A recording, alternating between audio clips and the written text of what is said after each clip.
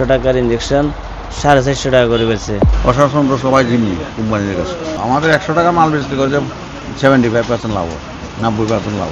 আমরা কি ভাত খাবো, নাকি আমরা তরিতরকারি কিনবো, নাকি আমরা ওষুধ খাবো? জীবন বাঁচাতে যে ওষুধ সেটাই আজ চলে যাচ্ছে সাধারণ মানুষের ক্রয় ক্ষমতার বাহিরে। অভিযোগ উঠেছে মাসের পর মাস, বছরের পর বছর মন গড়া নিয়মে ওষুধের দাম বাড়াচ্ছে দেশের ওষুধ উৎপাদনকারী প্রতিষ্ঠানগুলো, যা কিছুতেই নিয়ন্ত্রণ করতে পারছে না সরকারের ঔষধ প্রশাসন। ঔষধকে বলা হয় জীবন রক্ষাকারী পণ্য। এই জীবন রক্ষাকারী পণ্যের দাম বেড়েই চলেছে প্রতিনিয়ত লাগামহীনভাবে। কিন্তু যতই দাম বাড়ুক, এই ঔষধ কিনতে সবসময়ই দেখা যায় ক্রেতাদের দীর্ঘ সারি। আজ আমরা দেখব বাংলাদেশে কিভাবে ঔষধের দাম বেড়ে চলেছে লাগামহীনভাবে প্রতিনিয়ত।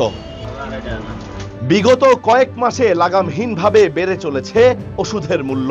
চট্টগ্রামের ফার্মেসিগুলো ঘুরে দেখা যায় কোনো কোনো ওষুধের দাম 100 থেকে 110% পর্যন্ত বেড়েছে। ফার্মেসি মালিকদের দেয়া তথ্যে দেখা যায় ব্যথানাশক ট্যাবলেট প্রতি পাতা 8 টাকা থেকে বেড়ে এখন 12 টাকা, ব্যথানাশক সিরাপ 20 টাকা থেকে বেড়ে 35 টাকা, গ্যাস্ট্রিক নিরাময়ের ওষুধ 50 টাকা থেকে বেড়ে এখন 70 টাকা, হৃদরোগের ওষুধ 150 টাকা থেকে বেড়ে 200 টাকা, অ্যান্টিবায়োটিক প্রতি ট্যাবলেটে দাম বেড়েছে 25 থেকে 30 টাকা। আবার উচ্চ রক্তচাপের সব ধরনের ওষুধের দাম 25%-এরও বেশি বেড়েছে। প্রতি বক্সে 100, 200, 100, 200 এরকম। তারপরে গ্যাস্ট্রিকের ওষুধ বাটা ফেলছে এক ট্যাবলেটে 2 টাকা করে।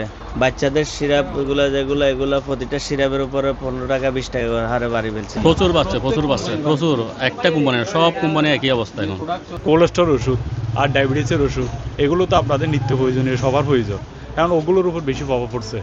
বান্ডেল থাকলে প্রতি সেনমানিতে টাকা বাঁচবে। বিকাশ সেনমানি বান্ডেল কিনে জিতুন প্রতি লেনদেনে। এদিকে যেখানে দেশের 10% মানুষের শরীরে বাসা বেঁধেছে ডায়াবেটিক রোগ, সেখানে এই রোগের প্রত্যেকটি প্রতিষেধকের দাম বেড়েছে অস্বাভাবিক হারে। বাজারে একটি ইনসুলিন ইনজেকশন আগে মিলতো 400 থেকে 460 টাকায়, এখন তার দাম বেড়ে দাঁড়িয়েছে 510 টাকায়। আবার ডায়াবেটিক রোগীদের চিনির দাম 100 টাকা বেড়ে হয়েছে 250 টাকা। এছাড়া নবজাতক শিশুদের দুধের দামও প্যাকেটে বেড়েছে 100 থেকে 200 টাকা। দেখা গেছে বাজারে যে সকল ওষুধের দাম বেড়েছে সেগুলো দেশের সব নামকরা ফার্মাসিউটিক্যালস কোম্পানির। অন্য বাজার তো যাই, আমি যেটা কিনতে যাই সব দাম করে কিনতে পারতেছেন, এখানে তো দাম নাই যাবড়তা। কারণ যেহেতু সিন্ডিকেট নাই বা ওরকম কোনো কিছু নাই, তাহলে তো এখন তো কমার কথা। এটা তো বাড়লো কেন? এটা মনিটর করতে হবে না? ওনাদেরকে মনিটর করা উচিত। কোনো ক্ষেত্রেই হচ্ছে না, শুধু ওষুধ না, কোনো ক্ষেত্রেই হচ্ছে না। প্রত্যেকটা ঘরে ঘরেই মানুষ অসুস্থ। অসুস্থ মানুষ যখন সে ওষুধ কিনতে যাবে, তখন সে ওষুধ কিনবে নাকি সে তার নিত্য প্রয়োজন জিনিস কিনে সে খাবার খাবে? ওষুধ তো খেতে হবে, এই কারণে আমাদের জন্য সমস্যা হয়ে যায়। এটা তো অবশ্যই কমানোর দরকার, কমাইলে আমাদের জন্য একটু সুবিধা হয়। তথ্য বলছে দেশে অত্যাবশ্যকীয় 117টি ওষুধের দাম নির্ধারণ করে সরকারের ঔষধ প্রশাসন। এর বাইরে যত ওষুধ বাজারে রয়েছে এগুলোর দাম নির্ণয় করে উৎপাদনকারী কোম্পানিগুলো। তবে এসবের দাম নির্ণয়ের ক্ষেত্রেও কিছু নিয়ম কানুন মানার বিধান থাকলেও অভিযোগ রয়েছে এসবের ধার ধারে না দেশের প্রভাবশালী ওষুধ কোম্পানিগুলো। নিয়ম অনুযায়ী সরকার আমদানি কাঁচামালের সোর্স কান্ট্রি, দরমান সহ বিভিন্ন বিষয় স্বাস্থ্য মন্ত্রণালয়ের সঙ্গে বৈঠকের মাধ্যমে যাচাই বাছাই শেষে তা সমন্বয় করে। কিন্তু নাম প্রকাশ না করার শর্তে ঔষধ প্রশাসন অধিদপ্তরের একাধিক কর্মকর্তা জানিয়েছেন বিগত কয়েক বছরের মতো এবারও এ নিয়ম মানেনি কোম্পানিগুলো। বেশিরভাগ ক্ষেত্রে বাজারে দাম কার্যকর করে তারপর অনুমোদনের জন্য আবেদন করা হয়েছে।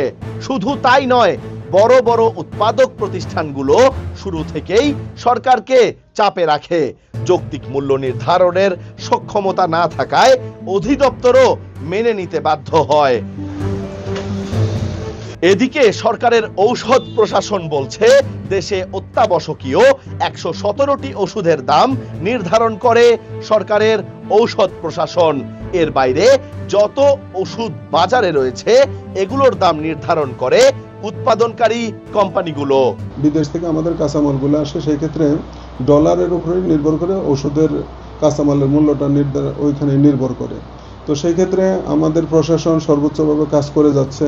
অবশ্য লাগামহীনভাবে ওষুধের দাম বৃদ্ধির কারণে ভোক্তা ও বিক্রেতা পর্যায়ে নানান অস্বস্তি থাকলেও দেশের ওষুধ উৎপাদনকারী কোম্পানিগুলোর মুনাফা দিন দিন বাড়ছে বলে দাবি করেন বাংলাদেশ কেমিস্ট অ্যান্ড ড্রাগিস্ট সমিতির নেতারা। আমাদের এখন দেওয়ালে ফিট থেকে গেছে, আমরা শুধু শো আছে আমাদের হাঁড়িটা আছে সব শেষ হয়েছে। এরা কোম্পানিরা বলে তো আমাদের 100 টাকা মাল বেচতে করে 75% লাভ, 90% লাভ, তাদের লাভ ঠিকই আছে। ব্যবসায়ীরা আমরা লুজার হচ্ছি। যেখানে দেশের 61% মানুষ থাকেন চিকিৎসা সেবার বাহিরে, সেখানে দিনের পর দিন মাসের পর মাস লাগামহীনভাবে বাড়ছে জীবন রক্ষাকারী ওষুধের দাম। পেটে খাবার না থাকলেও বেঁচে থাকার তাগিদে ওষুধ সেবন করতে হয় দেশের সব শ্রেণীর সব বয়সী অসুস্থ মানুষকে। অথচ রাষ্ট্রের গুরুত্বপূর্ণ এই জনস্বার্থ নিয়ে ভাবছেন কয়জন? বাংলাদেশে ঔষধের দাম বেড়ে চলেছে লাগামহীনভাবে। ব্যবসায়ীরা উদ্বেগে, ক্রেতাদের নাভিশ্বাস এবং প্রশাসনের ভূমিকা নিয়ে তোলা হচ্ছে প্রশ্ন। এভাবেই চলতে থাকলে জনস্বাস্থ্য পড়বে ঝুঁকির মুখে। আবির আহমেদ, কালের কণ্ঠ, চট্টগ্রাম।